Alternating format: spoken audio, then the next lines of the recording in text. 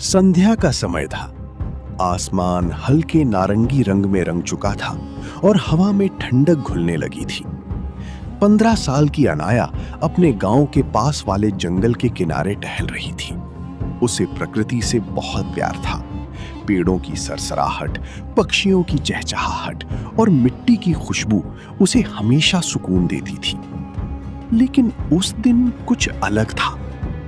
चलते चलते अनाया को ध्यान ही नहीं रहा कि वो कितनी दूर आ चुकी है। जब उसने पीछे मुड़कर देखा तो उसे रास्ता पहचान में नहीं आया। चारों तरफ घने पेड़, अजीब सी खामोशी। और फिर, तुम यहां क्या कर रही हो? अनाया चौंक गई। उसने इधर उधर देखा, लेकिन कोई इंसान नजर नहीं आया। उसका दिल तेजी से धड़कने लगा। मैंने तुमसे कुछ पूछा है। वही आवाज फिर आई, इस बार थोड़ा पास से। अनाया ने धीरे धीरे आगे कदम बढ़ाया।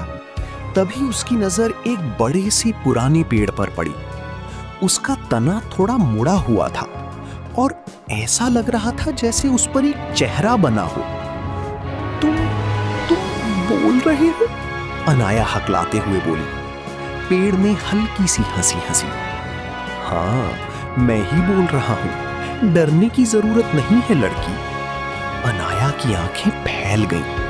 इससे पहले कि वो कुछ और समझ पाती, आसपास के पौधे भी सरसराने लगे। नई मेहमान आई है, एक छोटी झाड़ी ने फुसफुसाकर कहा।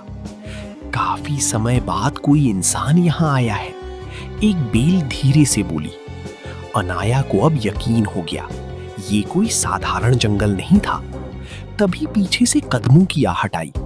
उसने मुड़कर देखा तो एक हिरन उसकी ओर आ रहा था, लेकिन वो भी सामान्य हिरन नहीं था। उसकी आंखों में अजीब सी समझदारी थी। डरो मत, हिरन ने कहा, हम तुम्हें नुकसान नहीं पहुंचाएंगे। अब अनाया के लिए ये सब समझना मुश्किल हो रहा था। ये सब क्या है? तुम सब बोल कैसे सकती हो? हिरन मुस्कुराया। तुम बोलने वाले जंगल में हो। यहाँ हर जीव, हर पेड़, हर पत्ता बात कर सकता है। अनाया ने गहरी सांस ली।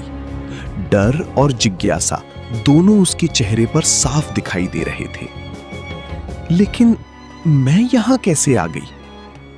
कभी कभी, पेड़ ने धीरे से कहा, जंगल खुद किसी को बुलाता है। इतने में हवा तेज चलने लगी।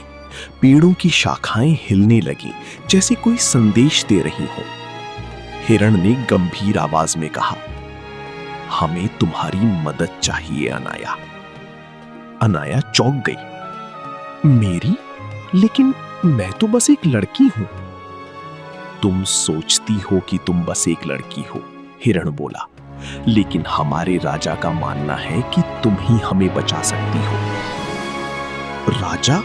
अनाया ने हैरानी से पूछा। हां, पेड़ ने जवाब दिया, इस जंगल का राजा तुमसे मिलना चाहता है। अनाया के मन में हजारों सवाल थे। डर अभी भी था, लेकिन अब उसके अंदर एक अजीब सा साहस भी जाग रहा था। हिरण ने कहा, चलो, मैं तुम्हें उनके पास ले चलता हूं।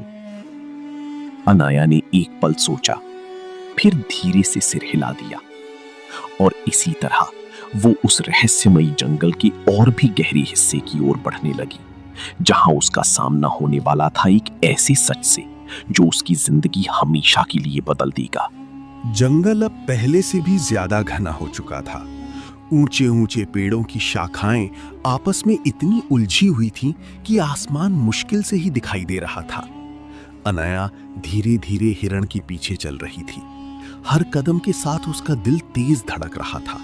डर भी था, लेकिन उससे कहीं ज्यादा उत्सुकता। हम कहां जा रहे हैं?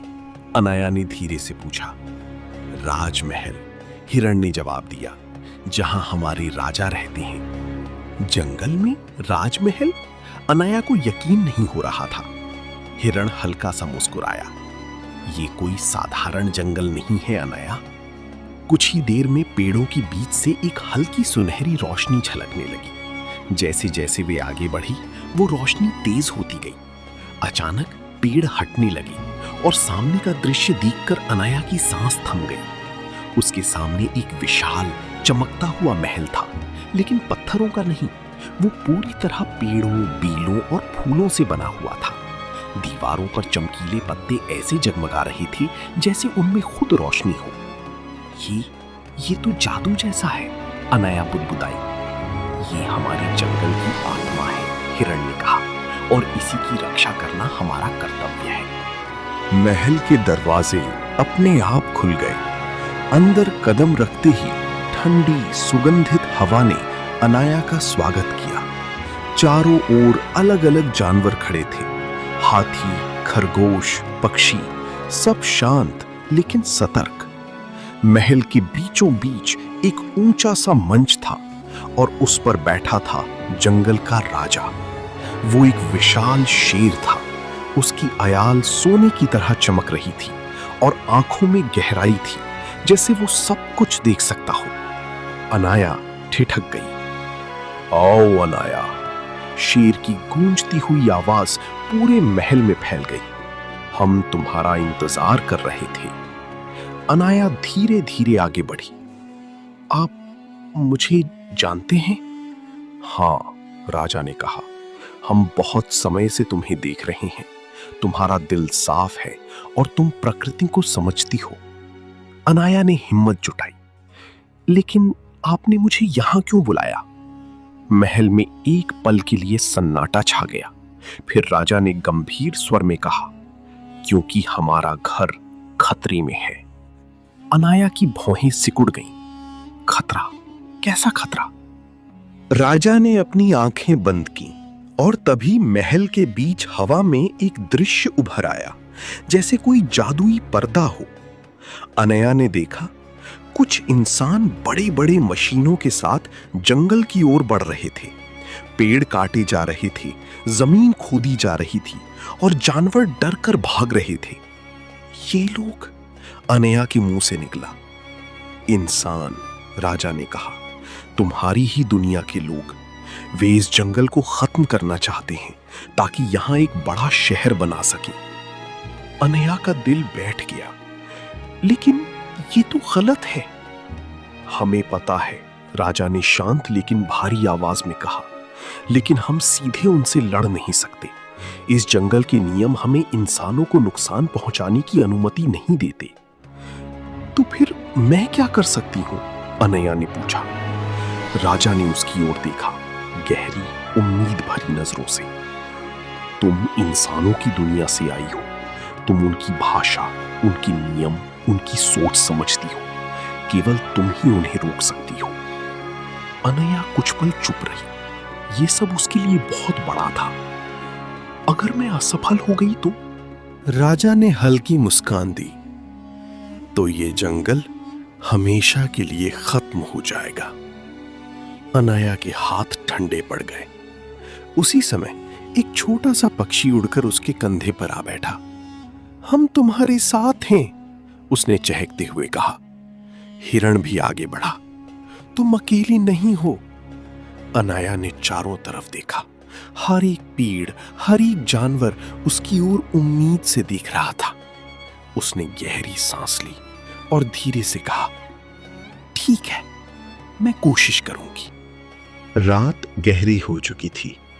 आसमान में चांद बादलों के पीछे छिप छिप कर झांक रहा था। अनया, बरगद के राजा और बाकी जंगल के जीव उस योजना को अंतिम रूप दे चुके थे। उन्हें इंसानों को नुकसान पहुंचाए बिना उन्हें यहां से हटाना था। याद रखो, राजा की गंभीर आवाज गूंजी, हम डर पैदा करेंगे लेकिन किसी को चोट नहीं पहुंचाएंगे। अनया ने सिर हिलाया, लेकिन उसके मन में अभी भी हल्की घबराहट थी। अगर वे नहीं डरे तो? उसने पूछा। बरगद के राजा की शाखाएं धीरे धीरे हिली। डर सिर्फ आवाजों से नहीं आता अनया। डर तब आता है जब इंसान को लगता है कि वो किसी अनजानी शक्ति के सामने कमजोर है। योजना शुरू हुई। अचानक जंगल में अजीब सी हलचल होने लगी। तेज हवा चलने लगी। पेड़ जोर जोर से हिलने लगी। सूखी टहनियां अपने आप टूटकर जमीन पर गिरने लगी। अब हिरण ने फुसफुसाया, चारों तरफ से अलग अलग आवाजें गूंजने लगी। ये हमारा घर है, यहां से चले जाओ, प्रकृति से खिलवाड़ मत करो। लकड़हारे और मजदूर घबरा गए। ये क्या हो रहा है? एक आदमी चिल्लाया। तभी एक बड़ा सा पेड़ धीरे धीरे झुकने लगा, जैसे किसी अदृश्य ताकत ने उसे धक्का दिया हो। वो पेड़ जमीन पर गिरा, लेकिन किसी को छुए बिना। ये जगह ठीक नहीं है, एक मजदूर डर के मारे पीछे हटते हुए बोला। अनया भी पीछे खड़ी सब देख रही थी। उसका दिल तेजी से धड़क रहा था, लेकिन उसे यकीन हो रहा था कि योजना काम कर रही है। तभी एक आदमी, जो शायद उनका लीडर था, आगे बढ़ा। डरने की जरूरत नहीं है, ये सब हवा का असर है, उसने जोर से कहा। काम जारी रखो। अनया का चेहरा उतर गया। ये तो मान ही नहीं रहे, उसने धीरे से कहा। बरगद के राजा की आवाज फिर गूंजी, इस बार और भी गहरी। तो हमें आखिरी उपाय करना होगा। अचानक जमीन हल्के हल्के कांपने लगी। पत्ते तेजी से उड़ने लगे, जैसे कोई तूफान आ रहा हो। पेड़ों की छायाएं अजीब आकार लेने लगी, मानो कोई विशाल आकृतियां हिल रही हों। भागो यहां से, किसी ने जोर से चिल्लाया। अब डर साफ दिख रहा था। मजदूर अपने औजार छोड़कर भागने लगे। उनका लीडर भी अब पीछे हट रहा था। ये कोई साधारण जंगल नहीं है, वो बुदबुदाया, और आखिरकार वो भी भाग गया। कुछ ही देर में पूरा इलाका खाली हो गया। जंगल में धीरे धीरे शांति लौटने लगी। हवा थम गई, पत्ते फिर से शांत हो गए। अनया ने राहत की सांस ली। हम जीत गए? हिरण मुस्कुराया। हां अनया, आज तुमने हमारे घर को बचा लिया। तभी बरगद के राजा की शाखाएं झुकी, जैसे वो अनया को धन्यवाद दे रहे हों। तुमने साहस और समझदारी दिखाई है, हम तुम्हारे आभारी हैं। अनया की आंखों में खुशी चमक उठी, लेकिन उसके मन में एक सवाल अभी भी था। क्या मैं फिर से यहां आ सकती हूं? उसने हिचकिचाते हुए पूछा। राजा ने हल्की हंसी हंसी। ये जंगल हर किसी को नहीं बुलाता, लेकिन जिसने एक बार इसकी आवाज सुन ली, उसके लिए रास्ता कभी पूरी तरह बंद नहीं होता। सुबह की पहली किरणें पेड़ों के बीच से झांकने लगी। हिरण ने कहा, अब तुम्हें वापस जाना होगा। अनया ने चारों तरफ देखा। ये जगह अब उसे डरावनी नहीं लग रही थी, बल्कि अपने घर जैसी लग रही थी। मैं तुम्हें कभी नहीं भूलूंगी, उसने कहा। जैसे ही वो जंगल के बाहर की ओर बढ़ी, पीछे से एक हल्की सी आवाज आई, हम भी नहीं अनया। कुछ ही पलों में वो फिर उसी रास्ते पर थी जहां से वो भटकी थी। सब कुछ सामान्य लग रहा था, जैसे कुछ हुआ ही न हो। लेकिन अनया जानती थी, वो जंगल सच में था, और कहीं ना कहीं पेड़ आज भी उससे बात करने का इंतजार कर रहे थे। कई हफ्ते बीत चुके थे। अनया अब अपनी रोजमर्रा की जिंदगी में वापस आ गई थी। स्कूल, होमवर्क, दोस्तों की बातें, सब कुछ पहले जैसा ही था। लेकिन उसके अंदर कुछ बदल चुका था। हर बार जब वो किसी पेड़ के पास से गुजरती, तो उसे ऐसा लगता जैसे कोई उसे पहचानता हो। एक दिन स्कूल में अध्यापक ने घोषणा की, हमारे इलाके के पास एक बड़ा निर्माण प्रोजेक्ट शुरू होने वाला है, वहां नया शहर बसाया जाएगा। अनया का दिल जोर से धड़क उठा। कहीं वही जंगल तो नहीं? उसने मन ही मन सोचा। उस रात उसे नींद नहीं आई। अगर इंसान फिर से वापस आ गए तो? अगली सुबह वो बिना किसी को बताए उसी जंगल की ओर दौड़ पड़ी। रास्ता इस बार साफ था, जैसे जंगल खुद उसे बुला रहा हो। जैसे ही वो अंदर पहुंची, वही ठंडी हवा, वही सरसराहट, लेकिन इस बार माहौल थोड़ा बेचैन था। अनया, एक जानी पहचानी आवाज आई। वो मुड़ी।